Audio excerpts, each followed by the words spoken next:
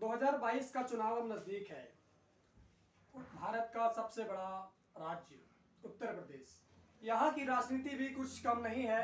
2022 का चुनाव 6 महीने बचा हुआ है। सभी सियासी पार्टियों ने अपने अपने संगठन को मजबूत करने के लिए, अलग अलग मोर्चे को संगठित करने के लिए पदाधिकारियों का ऐलान कर दिया है। इसी बीच भारतीय जनता पार्टी ने युवा मोर्चा का गठन करके एक नई पारी का ऐलान किया है और मेन पार्टी के बाद युवा मोर्चा महत्वपूर्ण माना जाता है। हालांकि उत्तर प्रदेश में युवाओं की भारी संख्या है और युवाओं को जोड़ना, युवाओं का वोट लेना बहुत ही महत्वपूर्ण है। और हमारे साथ भदोही जनपद के नवनियुक्त जिला महामंत्री मनीष तिवारी जी मौजूद है। इनसे बातचीत करेंगे कि भदोही युवाओं के साथ कैसे जोड़ेंगे, इनका क्या क्रिया होगा कि भदोही के युवाओं को साथ में लेकर के भारतीय जनता पार्टी को फायदा पहुंचाएंगे। बहुत बहुत स्वागत है आपका। धन्यवाद भाई साहब।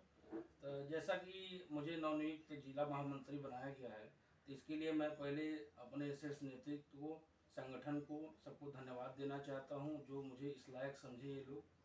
तो इस कोट से धन्यवाद करता हूं, आभार प्रकट करता हूं सभी लोगों का, अपने छोटे भाइयों का, मित्रों का, सबका आभार करता हूँ। सबसे पहले मेरा सवाल यही है कि आप राजनीति क्यों करना चाहते हैं? राजनीति इसलिए करना चाहता हूँ क्योंकि मैं चाहता हूँ कि हमारे जितने निचले स्तर के लोग हैं, जिनको बहुत कष्ट हो रहा है, जिनकी बातें ऊपर तक पहुँच नहीं पा रही है, उन सारे लोगों का बात मैं एक उनका नेता बन के, उनका भाई बन के, बेटा बन के उनकी बात को ऊपर ले जाना चाहता हूँ। इसलिए मैं राजनीति करने आया हूँ और राजनीति करूँगा भी अच्छे से। ऐसा तो सभी लोग कहते हैं कि हम जमीन की बातें जो है कि ऊपर तक लेके जाएंगे और उसका समाधान निकालेंगे, लेकिन आपने बीजेपी को ही क्यों चुना और बीजेपी से ही क्यों राजनीति करना चाहते हैं?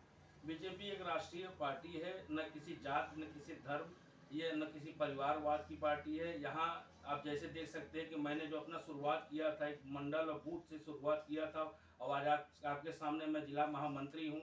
ये एक संगठन के ही नेतृत्व में ही हो सकता है, अदरवाइज की। और बाकी सब आप देख रहे हैं, जैसे कि सपा देख लीजिए, बसपा देख लीजिए, सब परिवारवाद कर रहे हैं, परिवार की पार्टियां हैं। आप बताइए, कोई ऐसा कोई नेता, लाखों नेता पड़े हैं बसपा में, सपा में, जो इनके पास काफ़ी टैलेंट होने के बावजूद भी वो ऊपर नहीं जा पा रहे हैं। तो आप यहाँ भाजपा में आप देखेंगे कि जिसके पास टैलेंट है, मेहनत है, वो आगे जा रहे हैं। यहाँ परिवारवाद नहीं है, हर आदमी को एक तरह देखा जाता है और हर आदमी को चुन के चांस दिया जाता है।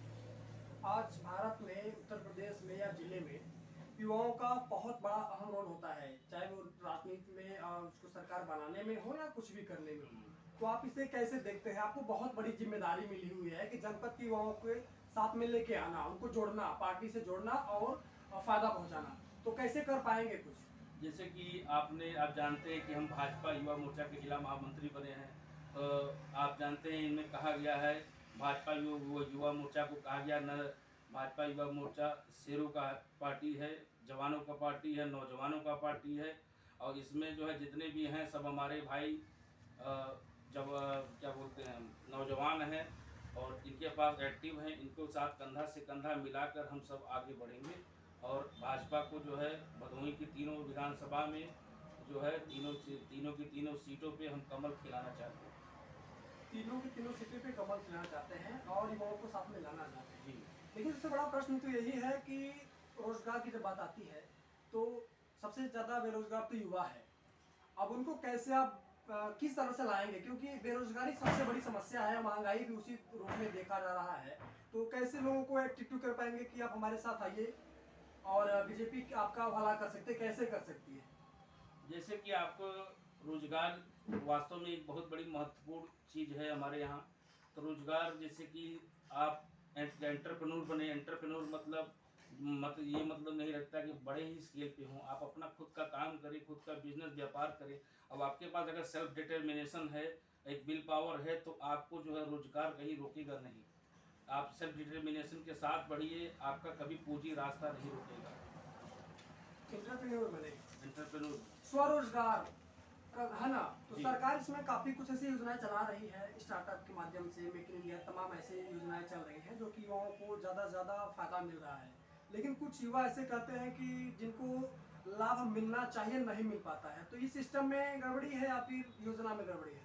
एक्चुअली क्या है कि मीडिया, आप लोग हैं, आप लोग के पास इतनी पावर है, सही मायने में जाना जाए कि सरकार के कितने फ़ायदे आ रहे हैं, कितने नियम कानून आए हैं, कितने लोगों को, नौजवानों को पता ही नहीं है कि बैंकों में कितने सारी लोन की सुविधा हो गई है, हर चीज़ों की सुविधा हो गई, उनके पास ये सुविधा पहुँचाएँ आप लोग।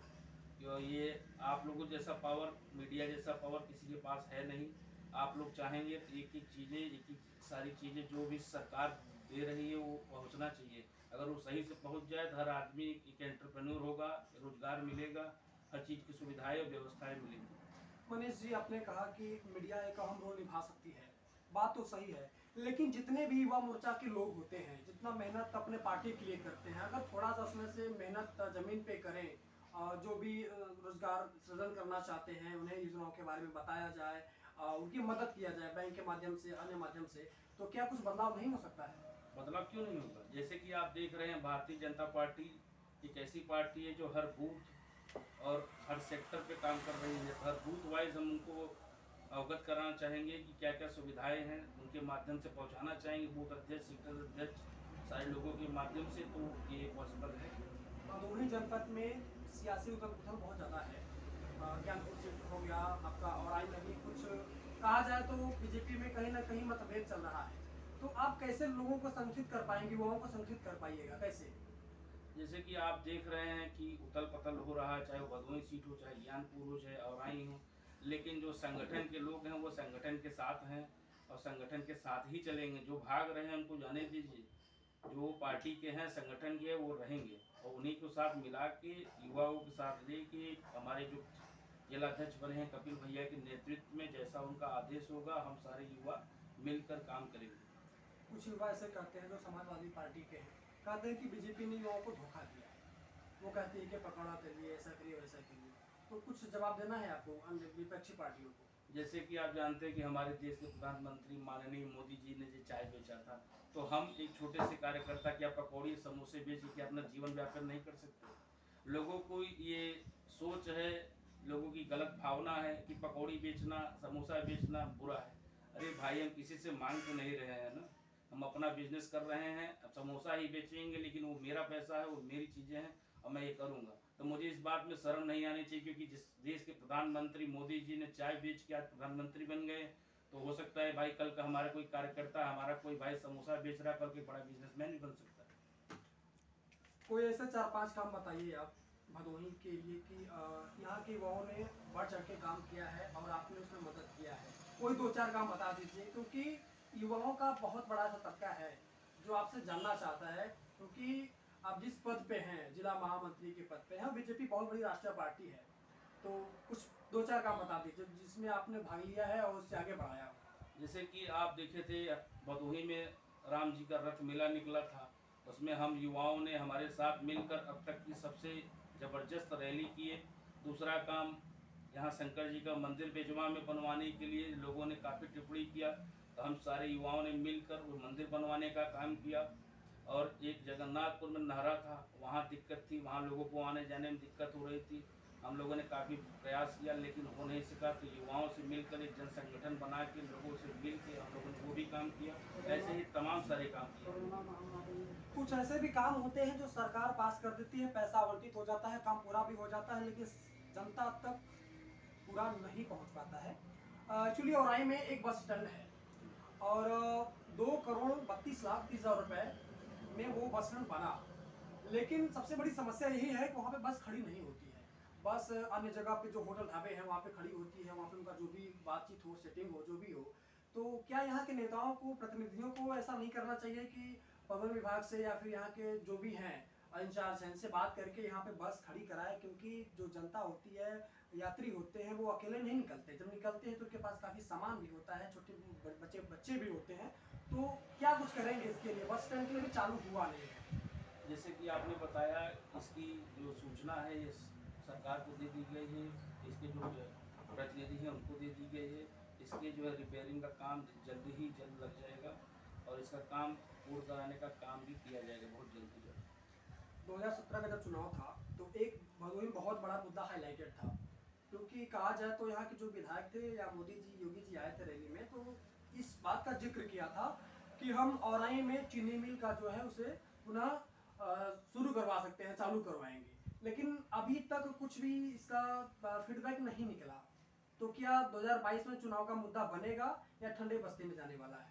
नहीं, मुद्दा तो बनेगा ही भाई साहब। जैसे कि आपने देखा कि भाजपा सरकार ने राम जन्मभूमि अयोध्या का काम किया, 376 का काम किया, ऐसे ही इसका भी काम हो रहा है। ये शीर्ष नेतृत्व इसको देख रही है और जल्द ही चुनाव के पहले ही या तो चुनाव के बाद ही इसका भी काम चालू हो जाएगा क्योंकि इससे जो है हमारे यहाँ अवधाई क्षेत्रों में लोगों को रोजगार बढ़ेगा और हमारा जो पार्टी है भारतीय जनता पार्टी, ये हमेशा रोजगार और जन लोगों के लिए हमेशा खड़ा रहता है, इसके लिए भी वो काम करेगा।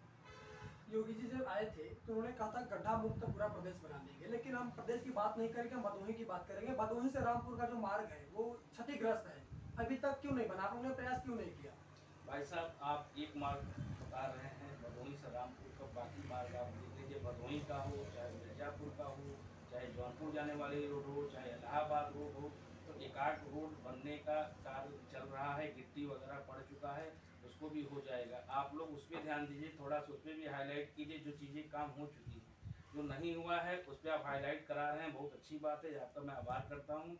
लेकिन पूरी चीज़ें बताएं, सारी चीज़ें बन चुकी हैं। एक रोड ये भी है, इसका भी गिट्टी पड़ना चालू हो गया है, जल्द से जल्द इसका भी काम चालू हो जाएगा। आपको जिला महामंत्री का पद दे दिया गया, तो अपने पार्टी के जितने भी पदाधिकारी हैं उनको क्या कहना चाहेंगे? अपने पार्टी को, सारे पदाधिकारी को पहले तो बधाई देना चाहूँगा और खुद को भी जो है धन्यवाद करना चाहूँगा शीर्ष नेतृत्व का कि जो मुझे इस लायक समझे हैं। और कहना चाहूँगा कि भाई हमारे जैसे जिला अध्यक्ष कपिल मिश्रा जी हैं, हम हैं, पूरी टीम है, ये हमारे जितने पदाधिकारी हैं सारे लोग मिल के भगवा लहराएंगे और भदोही में तीनों का तीनों सीट दांव खिलाएंगे। दोस्तों, आप सुन रहे थे भदोही युवा मोर्चा के जिला महामंत्री मनीष तिवारी जी को। बेबाकी के साथ उन्होंने उत्तर दिया और अपने सभी पदाधिकारियों को उन्होंने हार्दिक बधाई भी दिया कि हमें इस लायक समझा और हमें पूरा विश्वास है कि भदोही के साथ न्याय होगा। आप लोग भी जुड़िए। बहुत बहुत धन्यवाद। जय हिंद, जय भारत। देखते रहिए द रियल हिंदुस्तान।